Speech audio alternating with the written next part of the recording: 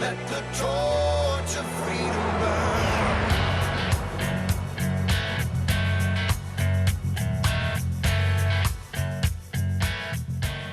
President Thomas Jefferson said, "I know no safe depository of the ultimate powers of the society, but the people themselves. And if we think them not enlightened enough to exercise their control with a wholesome discretion, the remedy is not to take it from them, but to inform their discretion by education. This is the true corrective of abuses of constitutional power." Welcome to the intersection of faith and the culture. This is WallBuilders Live. We're talking about the hot topics of the day from a biblical, historical, and constitutional perspective, and we're thankful that you're here with us. My name is Rick Green. I'm a former Texas legislator and America's Constitution coach. I'm here with David Barton. He's America's premier historian and our founder at WallBuilders. Tim Barton's with us, national speaker and pastor and president of WallBuilders. You can learn more about all three of us at our website, wallbuilderslive.com.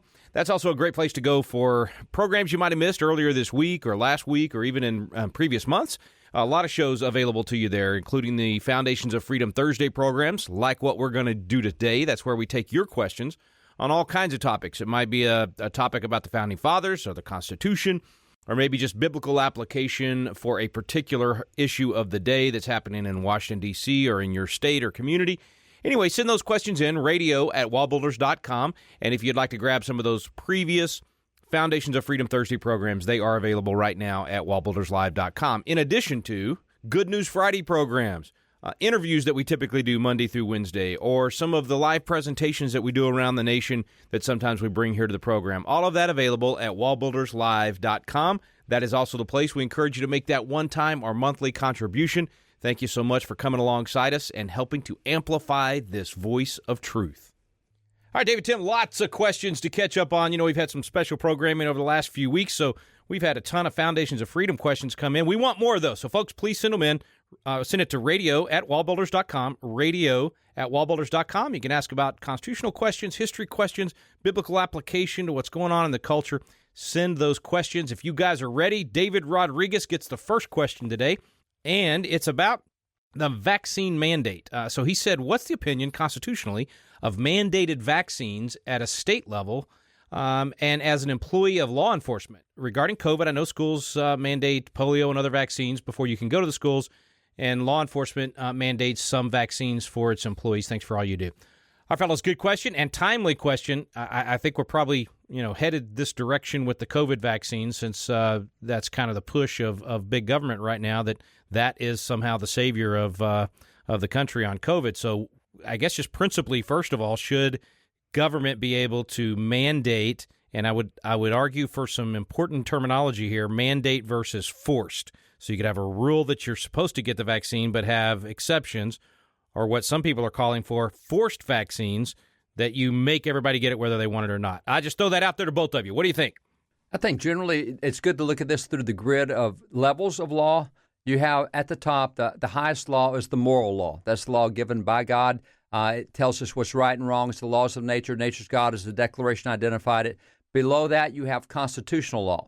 Constitutional law comes under God's law, under moral law. It is often reflecting that, or at least subjugated to that. In other words, the Constitution is not going to force you to do things that God tells you can't do otherwise. And below that, you have social compact law. It's a term that is often attributed to John Locke, great philosopher who really impacted the Founding Fathers. And social compact law are the things that we agree to below the level of constitutional. So when you look at vaccines, I don't think that comes necessarily under moral law or under constitutional law. That more falls down in the social compact law. But Rick, as you said, there's got to be caveats to that. You cannot force someone to get a vaccine if it violates their religious conscience, which is protected both in the Constitution and both by the moral law. So generally, yeah, you can do that, masks or vaccines or whatever. I don't think it rises to the level of constitutional issue unless coercion gets involved there, and that coercion is around your religious beliefs. So with the newest vaccine that's out, the Johnson & Johnson vaccine, that's one that apparently does use fetal tissue in it. And I would have a conscience objection to that for sure, if that were the case. The first two that were out didn't necessarily. Some strands did, some didn't. So, that's the way I would look at that is a social compact kind of area. Well, and guys, it's worth pointing out that there can be multiple objections that people might have on a religious conscience issue. Dad, you mentioned one. If maybe there's fetal tissue in it, which fetal tissue is tissue that was taken from aborted baby and used in the production of a vaccine. And so certainly, understandably, where Christians would say, wait a second, I do not want to put part of an aborted baby into my body. Certainly that makes sense for an objection. There's other people, and part of their religious faith says that because God made our bodies this way, I think it would go against God's standard for my life to inject my body with this vaccine. Now, we could argue, is that wise, foolish, right, wrong? You can have that discussion, but the point is that the philosophy in America for literally generations was that you don't force tender consciences. If somebody has a firm belief based on a religious conviction, a religious duty they believe they owe to God, then the government can't come in and compel them to violate their conviction. They believe that they're doing something that is part of their life, form of worship to God, etc. So there can be multiple reasons why someone would oppose a vaccine in general. And this is where Ricky pointed out, there's a difference between the government mandating in the sense of saying, we want everybody to get this, except they allow exceptions to that, as opposed to a forced vaccine where they say, we're going to vaccinate everybody regardless. And there are some ways that even in the midst of this, free businesses can have their own choices and say that we will open up if people get vaccinated or whatever else. The market certainly can have an impact on this, which at that point, in the same way with masks, you can choose to frequent with the businesses you like and support your views and those kind of things. This is something that certainly the market can dictate and have an impact on this. And that's probably much better left to individuals to be able to make decisions. And the government's job is much better when they treat people like adults and grown-ups, give them information. If you think people are going to make bad decisions and you think they need to know something that they don't know, okay, well then you can use some of the tools at your disposal and help educate people on some level. But anytime we talk about government compelling or forcing or coercing somebody, that's always going to be something that's contrary to the intent of the founders when they established the Constitution and helped form the American system of government. I would add another caveat in there. Tim, you mentioned that some folks have an overall religious objection. I think Christian Scientists fall in that category of any kind of medical stuff being injected in or put in their body. But there's others that are going to have non-religious conscientious objections. For example, there seems to be science now showing that with the rise in vaccinations, there's been a corresponding rise in autism for different school vaccinations, not COVID necessarily, but other things that are required for schools. And there's a lot of parents now drawing the line and said, no, I'm not going to do that with my kids. But the other thing that I think comes into this is in America, the free market is going to drive a lot of this. As you said, we can choose to go to businesses that agree or that we agree with. But now we're hearing, we got friends in Israel, and we're finding out that in Israel, if we want to take a tour over to Israel, that's a whole different ballgame now, because you can't even go in a grocery store over there unless you can show a card that you've had a vaccination COVID. So that is coercive in a way that we're not used to in America. And so you might have to make some decisions if you want to go overseas. Well, and also it's different when you look at nations like Israel, that they have levels of socialism in Israel. And it's not surprising when you look at nations that embrace forms or levels of socialism that they would do things that seem socialistic, that the government would compel you, if you're going to operate in public, you have to get this vaccine. And then you have to show a card before you can enter a business, this green card that means you're now cleared, you can go to this business. That's not something we'd expect to see in America. Now, again, let's back up. Dad, you pointed out that there's people that are against vaccines because they think there might be negative outcomes from it. And then others would argue, yes, but that's such a small fraction of a percent. And so that's not really valid. But this is where the point is, we're not necessarily saying what is or isn't correct in some of these thoughts and ideas. We're acknowledging the fact that people have different convictions. And in America, part of what has made America unique is we recognize the government's job is not necessarily to tell you what your convictions are or are not. And this is where, again, Rick, you pointed out, there's a distinction between a forced vaccine and a government mandate that has allowances for conscience or religious convictions, et cetera, as the case might be. And it will be very interesting to see going forward what's going to happen, because even right now, you have the CDC saying, well, even if you get vaccinated, you still shouldn't be in large groups of people, and you still need to wear your mask, and your life really shouldn't change that much if you get the vaccine, which raises the question, well, if you can't live life differently, then why do you get the vaccine? And if it's possible to even get COVID after the vaccine, there's just a lot of things that either the science is not done very well at all on this, or people are not being honest in what they're telling, or they don't really know what they're telling. It just seems like there's way more to the story, as of course we know there is in this situation. Nonetheless, we absolutely recognize that the government's job is not to tell people their religious convictions, and the government's job should be protect people's rights, their conscience, their convictions, And so that's kind of where things ought to fall. But to answer the question, I don't think there's a constitutional provision that automatically says you can't require vaccines any more than there's a constitutional provision that says you can't have speed limits over 45 or whatever. This is a social compact kind of law with exceptions for higher law and constitutional law. Yeah, you guys hit so many great fundamental principles here, and even that idea of the government's role in this type of thing. And like you said, Tim, really it's to educate and then let people make individual decisions based on their particular circumstances. And certainly with a medical procedure, weigh all the pros and cons, the potential harm from the vaccine itself versus the chance of potential harm from whatever the particular disease or virus is. And we do have a pretty rich tradition of letting people make that decision most of the time. And that's why even that conscientious exemption, I mean, even 20 years ago when I was in the legislature, that was one of my big battles was adding conscientious exemption to the Texas statutes because we had religious objection, but it had to be in the tenets of your faith. So you had to be, like you said, David, Christian Scientist or Jehovah's Witness or one of these that actually has it in the tenets of their faith. And so we got that expanded here in Texas. There's about 40 states that actually have conscientious objection as well as religious, but all of it goes back to, believe it or not, 120, almost 20 years ago, 1905, a Supreme Court case called Jacobson that dealt with a mandatory vaccination in Massachusetts, but the fine was only $5. And so you could decide as a family, I don't want to get this particular vaccine in our family and pay the fine. That's what the Supreme Court ultimately ruled. You can't force the vaccine, though. And I actually have a video out at constitutioncoach.com responding to Alan Dershowitz on this because he thought, he says that based on Jacobson, you could be dragged out of your home and they could plunge the needle into your arm. And I just, I disagree with him completely on that based on not just Jacobson, but basic constitutional principles. And last thing I'll say is it's about, is there fetal tissue? Is it actually, with the RNA and all the things that we had Matt Staver on to talk about with the COVID vaccine? I mean, people have to cast informed decisions. So government, give us the information, don't withhold the information, and then let us make those individual decisions. That's what freedom is all about. All right, guys, quick break. We got a lot more questions coming up. Stay with us, folks. It is Foundations of Freedom Thursday. You're listening to WallBuilders Live.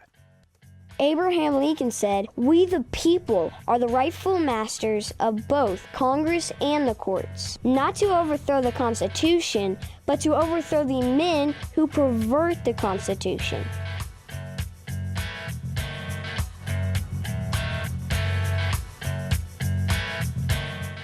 Have you ever wanted to learn more about the United States Constitution, but just felt like, man, the classes are boring, or it's just that old language from 200 years ago, or I don't know where to start? People want to know, but it gets frustrating because you don't know where to look for truth about the Constitution either. Well, we've got a special program for you available now called Constitution Alive with David Barton and Rick Green, and it's actually a teaching done on the Constitution at Independence Hall in the very room where the Constitution was framed. We take you both to Philadelphia, the cradle of liberty in Independence Hall, and to the WallBuilders Library, where David Barton brings the history to life to teach the original intent of our founding fathers. We call it the Quick Start Guide to the Constitution because in just a few hours through these videos, you will learn the Citizen's Guide to America's Constitution. You'll learn what you need to do to help save our constitutional republic. It's fun, it's entertaining, and it's going to inspire you to do your part to preserve freedom for future generations. It's called Constitution Alive with David Barton and Rick Green. You can find out more information on our website now at wallbuilders.com.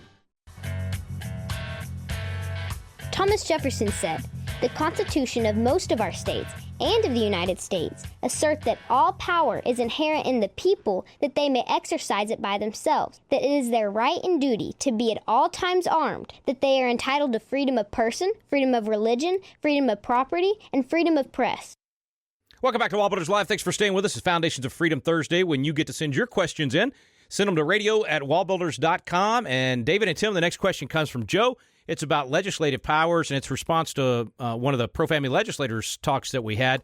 And his question is, in your speech to the Pro-Family Legislators Conference, I understood you to say that the legislature could not give their lawmaking power to another branch. But in another podcast, I understood you to say that it's constitutional for them to delegate their power to a bureaucracy. Since the rules set by a bureaucracy have the power of law, why is that allowed? Did I misunderstand, or am I missing something? Very thankful for the three of you. Keep up the great work. You are a blessing and a gift from God to this country. Okay, so great distinction question here, guys. So the legislature, obviously we all agree, that's the lawmaking authority. That's what the Constitution says, not only the U.S., but all the state constitutions. When can it actually farm out its job, basically, and delegate it to a bureaucracy or to an executive, to the governor or the president? Yeah, this really is a great distinction to that question. And let's just drive home the first part. The legislature, constitutionally, by the intent of all early political philosophers and by the founding fathers, etc., you can't give away your legislative power to anyone else, which is one of the objections against governors taking the authority in COVID and making statewide policy. No, you're the executive branch. You execute what the legislature does. You don't make policy, you execute policy.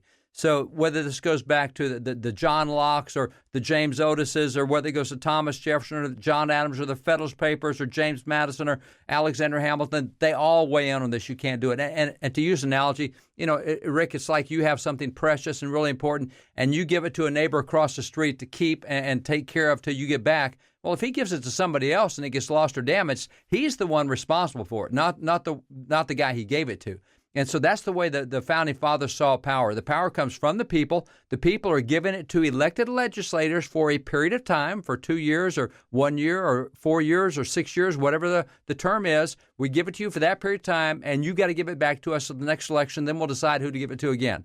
So the legislators don't have the authority to pass that on to anybody else or to any other branch. Constitutionally, that is their sole responsibility, and it cannot be delegated anywhere else. Now, I do recall when I talked about what happened back under Obamacare, that in that bill, they created 187 new federal agencies and said, you guys implement the law. You take care of putting it in.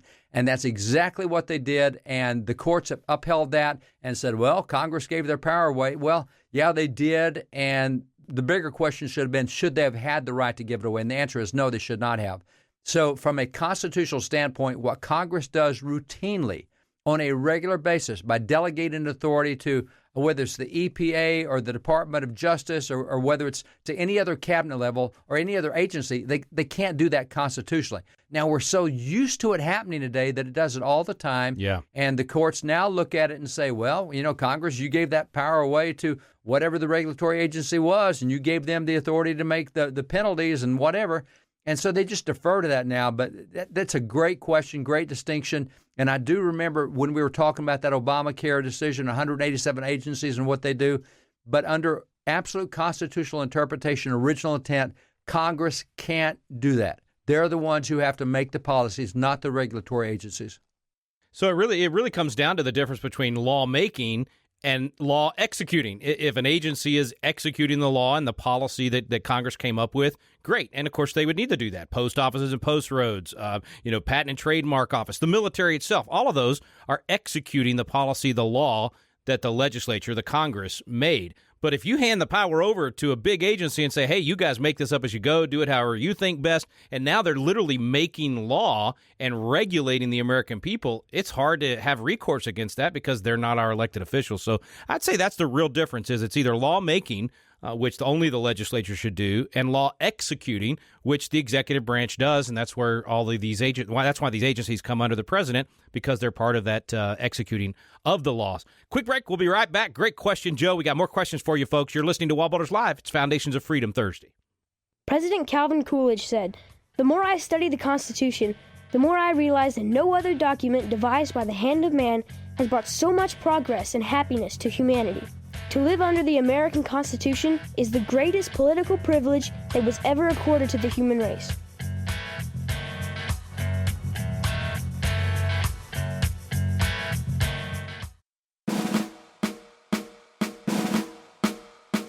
This is Tim Barton from WallBuilders with another moment from American history. Founding fathers John Adams and Thomas Jefferson originally worked closely together, but later became ardent opponents. This troubled Dr. Benjamin Rush, a signer of the Declaration, who knew both of them very well. In the Bible, 2 Corinthians 5:18 tells us that God has given each of us the ministry of reconciliation. Dr. Rush believed this and set out to bring the two back together. It took a while, but Adams and Jefferson once again became close friends. And looking back on his role in helping bring about this reconciliation, Dr. Rush stated, "It will give me pleasure, as long as I live, to reflect that I have been in any degree instrumental in effecting this reunion of two souls destined to be dear to each other and motivated with the same dispositions to serve their country, though in different ways." For more information about Dr. Benjamin Rush and his other remarkable achievements, go to WallBuilders.com.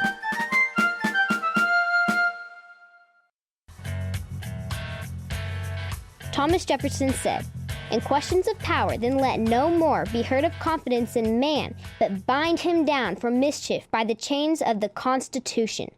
We're back here on WallBuilders Live. Thanks for staying with us on this Foundations of Freedom Thursday. One more segment, and we'll see if we have time for more than one, but probably one more question. Here we go. It's from Charlie. He said, what do you think the word amend meant to the framers of the Constitution? Do you think they would have been okay with amendments like the 16th and 17th that completely contravene existing clauses in the Constitution? Love the show and listen every week. Okay, guys, so does amendment allow for just a slight modification, or can you reverse a policy in the Constitution with an amendment? Rick, first, let's just define amend. One of the guys that would be in the founding era, Noah Webster, who had an influence on the Constitution, Article 1, Section 8, came up with the first dictionary, and he said it means to correct, to rectify by expunging a mistake, to reform. He said it also means to grow or become better, to correct, to supply a defect, etc. And so it's not that a constitutional amendment is unconstitutional. As Charlie pointed out, would they have been okay with 16th and 17th Amendments to completely contravene existing clauses in the Constitution? Let me back up to the 11th and the 12th Amendment. You had the Bill of Rights, the first 10 amendments that were ratified and accepted by the states. Then in 1794, you have another amendment added, the 11th Amendment, and George Washington is president then, and you've got a whole bunch of the guys who wrote the Constitution still in Congress. And then let's go to the 12th Amendment in 1804, which you still have a bunch of the Founding Fathers there. I mean, this is when Thomas Jefferson is president, et cetera. So if you take the 12th Amendment completely expunged the way the Electoral College operated and came up with a new way to operate the Electoral College.